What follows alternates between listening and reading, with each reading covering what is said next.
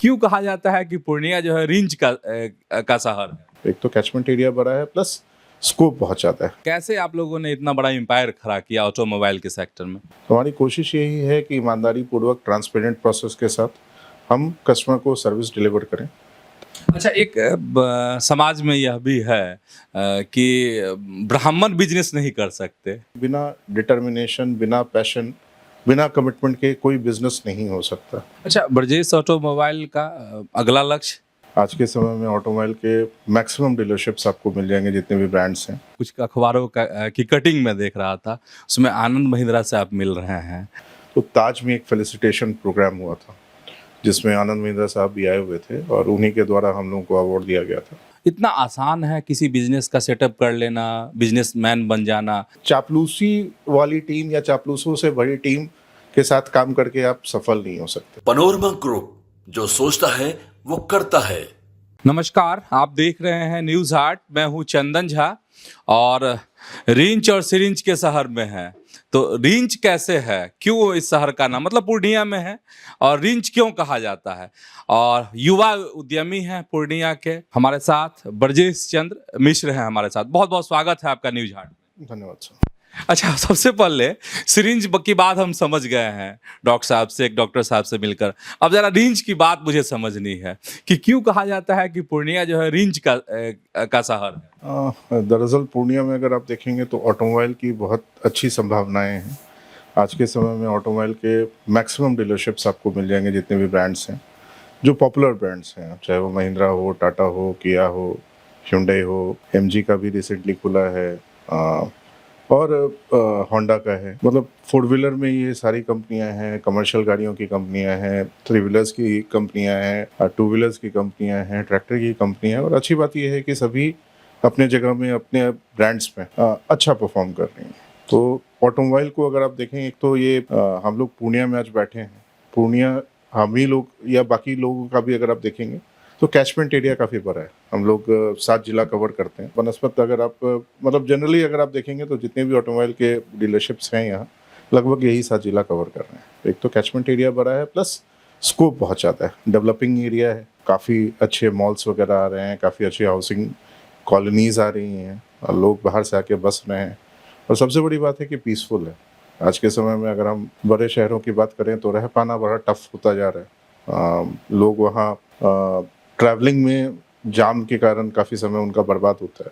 तो यहाँ कहीं भी अगर आपको जाना है तो 10, 15, 20 मिनट में आप कंफर्टेबली पहुँच सकते हैं। तो एक बहुत अच्छी बात ये है कि अभी भी हमारा पूर्णिया, ऐसे भी मिनी दार्जिलिंग हमेशा से कहा जाता था इसको, अभी तो फिर भी ग्लोबल वार्मिंग के कारण सभी जगह असर पड़ा, टेम्परेचर बढ़ रहा है। तो पूर्णिया में भी थोड़ा वेदर खराब हुआ है, लेकिन फिर भी बाकी जगह से अभी भी काफ़ी प्लेजेंट है, काफ़ी पीसफुल है, काफ़ी संभावनाएं इस जगह में। और सबसे बड़ी बात अगर मैं अपनी ही बात करूं तो मेरे पिताजी 74 में पूर्णिया आके बसे। उन्होंने पंप सेट के कारोबार से शुरू किया।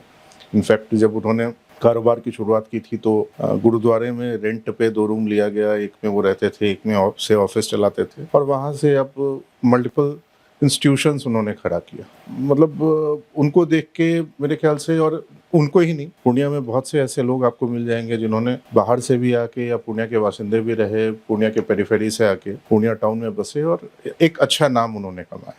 तो संभावनाएं हैं पूर्णिया में काफ़ी अच्छी। जी। अच्छा, एक सवाल, जैसे ब्रजेश ऑटोमोबाइल एक विश्वास का प्रतीक बन चुका है इस इलाके में, तो इसकी क्या प्रक्रिया थी? कैसे आप लोगों ने इतना बड़ा एम्पायर खड़ा किया ऑटोमोबाइल के सेक्टर में? ऑटोमोबाइल में सबसे बड़ी बात मुझे यही समझ में आती है कि कोई भी सर्विस इंडस्ट्री बिना कस्टमर को फोकस में, कस्टमर को सेंटर में बिना रखे आप नहीं चला सकते। हमेशा कस्टमर फर्स्ट की जो धारणा है या जो कस्टमर फर्स्ट हम लोग मान के चलते हैं, उसी के आधार पे ही आपको संस्था को चलाना होगा। तो 87 का हमारा डीलरशिप है। लगभग हम लोग आज 37 वर्षों से कोसी सीमांचल क्षेत्र में काम कर रहे हैं। लोगों का विश्वास इसलिए है क्योंकि कभी भी हम लोगों ने किसी कस्टमर के साथ गलत नहीं किया। जो भी पैसा आप दे रहे हैं, मनी रिसीट आपको पूरे पैसों का मिल रहा है, कोई भी गलत चार्जेस हम कस्टमर से नहीं ले रहे हैं, जो भी एक एक रुपये का बिल आपको प्रोवाइड किया जाता है। तो हमारी कोशिश यही है कि ईमानदारी पूर्वक ट्रांसपेरेंट प्रोसेस के साथ हम कस्टमर को सर्विस डिलीवर करें। ताकि उनका भरोसा हमारे ऊपर बना रहे। अच्छा, एक समाज में यह भी है कि ब्राह्मण बिजनेस नहीं कर सकते, तो वाकई में आप उसको ये तोड़ रहे हैं उस मिथक को। नहीं, आपका परिवार ही कहे तो इसको तोड़ रहा है, तो सही में ऐसा कुछ है क्या? देखिए, ऐसे पहले मेरे ख्याल से जात पात के हिसाब से लोगों के ऑक्यूपेशंस बटे रहते थे। अब तो ऐसी कोई बात रही नहीं। ऐसे सही बात है, मारवाड़ी गुजराती बेटर बिजनेसमैन होते हैं, उनका बेटर बिजनेस अक्यूमेन होता है, लेकिन कहीं ना कहीं बिजनेस ड्राइव करने के लिए जो बेसिक एक सोच होनी चाहिए, एक बेसिक रिसर्च होना चाहिए कि हमारे प्रोडक्ट का उस एरिया में डिमांड है कि नहीं, डिमांड है तो हम कैसा सर्विस प्रोवाइड करें कि हम कंपटीशन से हमको क्या एज मिले, फंडिंग कहाँ से जनरेट होगा, हम ट्रांसपेरेंटली कस्टमर को कैसे डील कर पा रहे हैं, हम कस्टमर को क्या सुविधाएं दे पा रहे हैं, कस्टमर से क्या रिलेशनशिप डेवलप कर पा रहे हैं। और सबसे बड़ी बात यह है कि बिना डिटर्मिनेशन, बिना पैशन, बिना कमिटमेंट के कोई बिजनेस नहीं हो सकता। और कोई भी जाति धर्म से आप हो, अगर बिजनेस में आपको सक्सेसफुल होना है तो माइंडसेट तो हमेशा ये रखना पड़ेगा कि 24/7 आप अपने कस्टमर या वेंडर जो भी आपके हैं उनके लिए आपको अवेलेबल रहना पड़ेगा। ये रिलेशनशिप पे ही बिजनेस चलता है, कोई भी बिजनेस हो। ऑब्वियसली सिस्टम, प्रोसेस, बाकी सभी चीज़ें इम्पॉर्टेंट हैं, लेकिन कहीं ना कहीं बिजनेस को आप एक्सपेंड तभी कर सकते हैं जब आपका रिलेशनशिप सबके साथ हो। चाहे जो भी स्टेक होल्डर्स हैं, चाहे वो आपके कस्टमर्स हैं, वेंडर्स हैं, फाइनेंस के लोग हैं, आपके शेयर होल्डर्स हैं, जितने भी लोग हैं, जब तक आपका रिलेशनशिप सबके साथ सही नहीं होगा तब तक आप एक मुकाम के बाद एक ऊंचाई हासिल नहीं कर सकते। जी। अच्छा, ब्रजेश ऑटोमोबाइल का अगला लक्ष्य? फर्स्ट टाइम लास्ट ईयर में हम लोगों ने 400 करोड़ का टर्नओवर क्रॉस किया और लगभग 6100 गाड़ियां हम लोगों ने बेचा। ये लक्ष्य हम लोगों ने 2019 में लिया था कि हम 6100 गाड़ी 6000 के आंकड़े को पार करेंगे। अनफॉर्चुनेटली उसके बाद कोविड आया, कुछ सप्लाई कंस्ट्रेंट वगैरह भी, सेमीकंडक्टर, ऑटोमोबाइल इंडस्ट्री में सेमीकंडक्टर इशू बहुत बड़ा मुद्दा था, बीच में सप्लाई नहीं हो पा रहा था जिस हिसाब से हम लोग डिमांड था।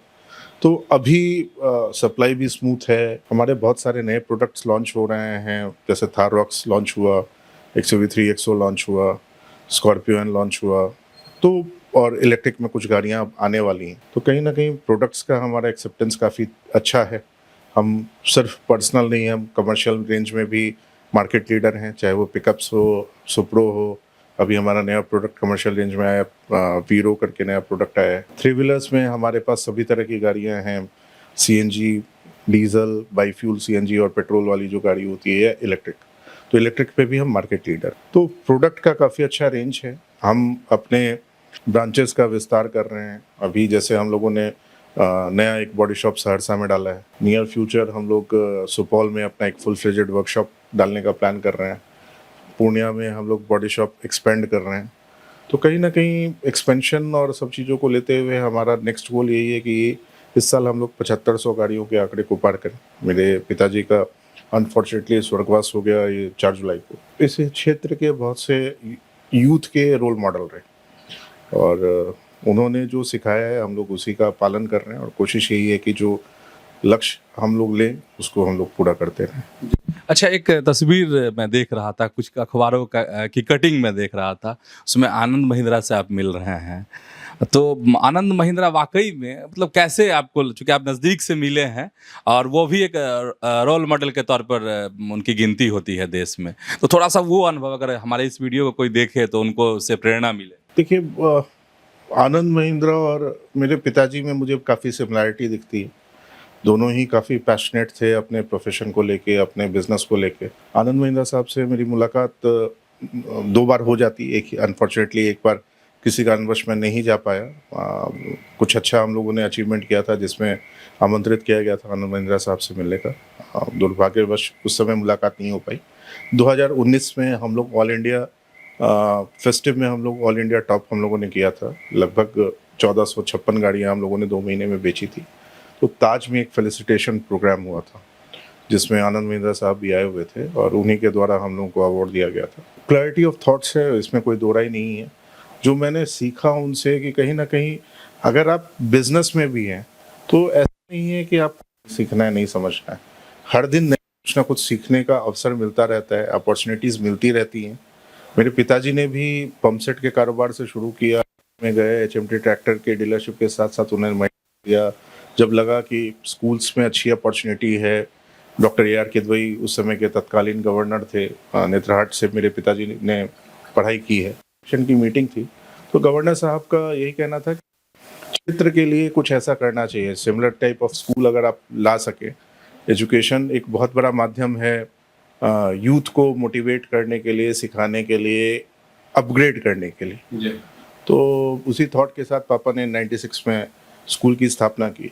तो वही है, अपॉर्चुनिटीज़ आपको देखना होगा। 2009 में इंजीनियरिंग कॉलेज की स्थापना हुई। अभी हम लोगों ने रिसेंटली कोचिंग इंस्टीट्यूट अपना इस्टेब्लिश किया है। कुछ कार डिटेलिंग का एक फ्रेंचाइजी हम लोगों ने लिया डिटेलिंग। तो अपॉर्चुनिटीज़ एक्सप्लोर करना पड़ता है। अगर आप आनंद महिंद्रा साहब की भी जर्नी देखेंगे तो शुरुआत ये जीप से हुई थी। जीप मतलब हमारी महिंद्रा की जीप्स आती थी और धीरे धीरे अलग अलग सेक्टर्स में उन्होंने प्रवेश किया। आज महिंद्रा ट्रैक्टर वर्ल्ड का नंबर 1 ट्रैक्टर्स में आता है। लास्ट मंथ हम लोग ऑटोमोबाइल में नंबर 2 थे, जस्ट बिहाइंड मारुति, जबकि मारुति के पास जो रेंज है वो एक क्लास और मास दोनों को कैटर करने के लिए, हमारे पास मास के लिए गाड़ियाँ नहीं है, हमारे पास सस्ती गाड़ियाँ नहीं है। हमारे पास जो भी गाड़ियाँ हैं वो 8 लाख से 7 लाख से 7.5 लाख से ऊपर की गाड़ी है। तो वो सेगमेंट हमारे पास नहीं होने के बावजूद भी हम नंबर 2 रहे। रेवेन्यू वाइज अगर हम बात करें तो महिंद्रा टॉप पे रहा। तो कहीं ना कहीं विज़न है, दोनों ने अपॉर्चुनिटीज़ एक्सप्लोर की और अपॉर्चुनिटीज़ जैसे जैसे मिलता रहा उसके पीछे पैशनेटली काम किया उन लोगों ने। प्रॉपर एक प्लानिंग था। एग्जीक्यूशन बहुत इंपॉर्टेंट रोल प्ले करता है। बहुत बार है कि हम बहुत अच्छी प्लानिंग कर लेते हैं, लेकिन एक उसका एक डिटेल्ड एक्शन प्लान होना चाहिए कि कहाँ क्या कौन कौन से स्टेप्स से करके हम उस गोल तक पहुँचेंगे। तो जब तक वो डिटेल्ड प्लान नहीं होगा और उसका हर एक माइलस्टोन का आप रिव्यू नहीं करेंगे, तब तक मेरे ख्याल से आप गोल अचीव नहीं कर सकते। तो ये आनंद महिंद्रा साहब का एक सेशन भी था हम लोगों के साथ। उन्होंने बहुत क्लियरली बहुत सी चीज़ें बताई। तो वही है, मतलब कोई पेड़ से सीख के नहीं आता है, हम सब लोग एक दूसरे से सीखते हैं। आज के डेट में इंटरनेट बहुत अच्छा एक माध्यम है अपने आप को अपग्रेड करने के लिए, बहुत कुछ नया सीखने के लिए। लोगों ने तो कोविड के समय खाना बनाना और भी बहुत से नए टेक्निक्स सीख लिए। तो वही है, हम लोग को कुछ ना कुछ नया सीखते रहना चाहिए, मेरा यही मानना है। अच्छा, एक आखिरी सवाल मेरा, और स्टार्टअप का शोर बहुत है देश में अभी, नहीं तो क्या इतना आसान है किसी बिजनेस का सेटअप कर लेना, बिजनेसमैन बन जाना? मतलब चूंकि आप एक बड़े स्केल पर आप व्यापार करते हैं, अलग अलग सेक्टर में आप कदम रख चुके हैं, तो वो अगर अनुभव आप शेयर करते तो जो स्टार्टअप की दुनिया में जाना चाहते हैं, बिजनेस की दुनिया में जाना चाहते हैं, उनको मदद मिलती उससे? एक्चुअली इंडिया में स्टार्टअप का कल्चर बहुत अच्छा है, इसमें कोई दो राय नहीं है। लेकिन अनफॉर्चुनेटली स्टार्टअप्स, अच्छे खासे नंबर ऑफ स्टार्टअप्स फेल हो रहे हैं। 90% अगर मैं फिगर वाइज बात करूँ तो लगभग 90% स्टार्टअप्स फेल हो जाते हैं। कहीं ना कहीं इसके पीछे परेशानी फंड को लेके, प्रॉपर प्लानिंग नहीं होने की वजह से, प्रॉपर कमिटमेंट नहीं होने की वजह से हो रहा है। बिजनेस और नौकरी में बहुत बड़ा एक गैप। जब आप बिजनेस करते हैं तो वो सेम लेवल ऑफ कमिटमेंट आपको देना पड़ता है। आप बिना डिवोशन, डेडिकेशन, पैशन के, कमिटमेंट के आप बिजनेस नहीं कर सकते। ये मतलब अगर रात में 10 बजे भी अगर आपको कोई काम करना है, बहुत बार ऐसा होता है कि कस्टमर हमारे, क्योंकि हमारा कैचमेंट एरिया बड़ा है, अब सहरसा, मधेपुरा, सुपौल से भी ग्राहक आते, हम रात के 10 बजे, 11 बजे, 12 बजे, यहाँ तक कि सुबह 3 बजे, 4 बजे भी हम लोगों ने गाड़ियाँ डिलीवर की हैं। तो कहीं ना कहीं वो कमिटमेंट चाहिए होगा, वो आपको समय अपने बिजनेस को देना पड़ेगा, आपको रिव्यू मैकेनिज्म डेवलप करना पड़ेगा, आपको अच्छे लोगों को जोड़ना पड़ेगा। और सबसे बड़ी बात है कि कोई भी बिजनेस तभी सफल होता है जब प्रॉपर हर चीज़ें, हर एसेट्स आपके पास अवेलेबल हो। और मेरे ख्याल से बिल्डिंग तो एक एसेट है ही, लेकिन बिल्डिंग से सबसे बड़ा एसेट है, उससे भी बड़ा एसेट है ह्यूमन रिसोर्स। आप जो अपने साथ अपने टीम मेंबर्स को रखते हैं, तो उनको प्रॉपर रिस्पेक्ट, क्योंकि आज के समय में अपॉर्चुनिटीज़ की कमी नहीं है, अगर आपके पास अच्छे लोग आ रहे हैं तो आप उनको कैसे रिटेन कर पा रहे हैं, ये बहुत बड़ा चैलेंज। तो एक तो उनको प्रॉपर रेस्पेक्ट मिले, उनको जो प्रॉपर उनकी रेम्यूनरेशन होना चाहिए उनका वो उनको मिले, एक इंसेंटिव अर्निंग अपॉर्चुनिटी अच्छी मिले, इंसेंटिव प्लान अच्छा हो, तो रिसोर्स भी आपके पास रुकेंगे। तो मतलब टीम अच्छी होनी चाहिए, बिना टीम आप कुछ नहीं कर पाते। बिल्कुल, ये टीम वर्क ही है। बिजनेस अकेले अपने बूते आप नहीं चला सकते। अगर आप स्केल अप करना चाह रहे हैं तो जब भी आप बड़ा बिजनेस अगर बड़ा कुछ करना चाह रहे हैं तो आपको एक प्रॉपर टीम चाहिए, और टीम के लिए टीम लीडर तभी है जब टीम है, बिना टीम के टीम लीडर नहीं हो सकता। तो अगर आपको टीम लीडर बनना है तो आपको वैसा टीम भी डेवलप करना पड़ेगा जो आपके आपके अगर आपने मतलब आपको चैलेंज भी कर सके, अगर आपने कुछ गलत कहा है आपको सही गाइड भी कर सके। वो चापलूसी वाली टीम या चापलूसों से बड़ी टीम के साथ काम करके आप सफल नहीं हो सकते। तो आपको एक अच्छा गुड लिसनर भी होना पड़ेगा। लोगों के अगर विचार आ रहे हैं तो ऐसा नहीं कि हम ही सबसे बड़े ज्ञानी हैं, हम ही सब कुछ जानते हैं। टीम आपकी लोगों से मिल रही है, उनके रिक्वायरमेंट को समझ रही है, तो उनके फीडबैक के बेसिस पे भी बहुत सारे स्टेप्स आप ले सकते हो। तो आपको अच्छा लिसनर होना पड़ेगा, आपको एक अच्छा बड़े भाई के रोल में, एक गार्जियन के रोल में रहना पड़ेगा। एज आपका कम हो सकता है, ज़्यादा हो सकता है आपकी टीम मेंबर से, उसमें कोई बड़ी बात नहीं है।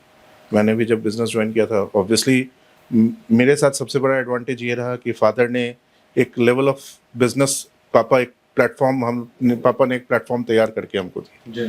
तो उसके ऊपर फिर बिल्डअप करना बहुत टफ नहीं होता है।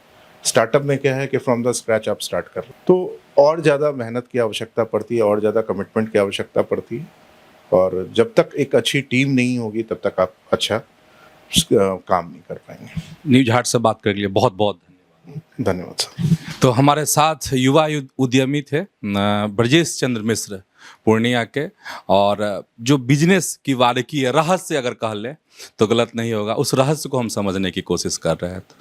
तो ऐसे ही न्यूज हाट के साथ जुड़े रहिए, खबरों से अपडेट रहिए। धन्यवाद, नमस्कार।